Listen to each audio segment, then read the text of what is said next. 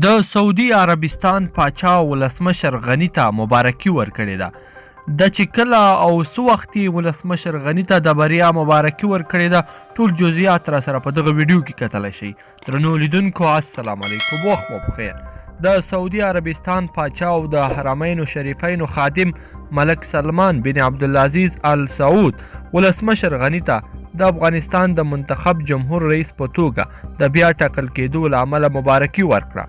له ارګ څخه خپره شوې خبرپاڼه کې راغلي چې ولسمشر غني ته د سعودي عربستان د پاچا په استازیتوب مبارکي کابل کې د دغه هیواد سفارت ورکړې ده.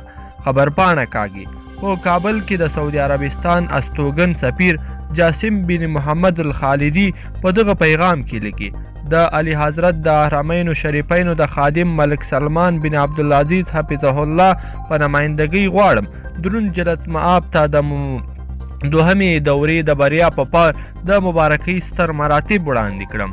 په یاد پیغام کې لیکل شوي دي: دغه فرصت څخه په استفادې د سعودي عربستان حکومت او ولس د افغانستان لپاره خپلې نیکې هیلې او پیرزوینې وړاندې کوي. الله جل جلاله دې دغه ورو هیواد امن، ثبات او سلامتیا ور په برخه کړي او ستاسو د ریاست دوره دې په مربختګ او هوساینو ښایسته کړای شي.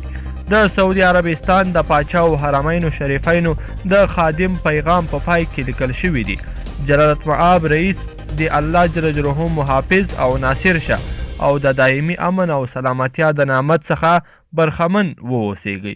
ګرانو لیدونکو، په دې هیله چې دغه ویډیو به مو راسره تر پایه پورې لیدلی وي. که مو ویډیو خوښه شوې ویډیو سره لایک کړئ او چینل سبسکرایب کړئ.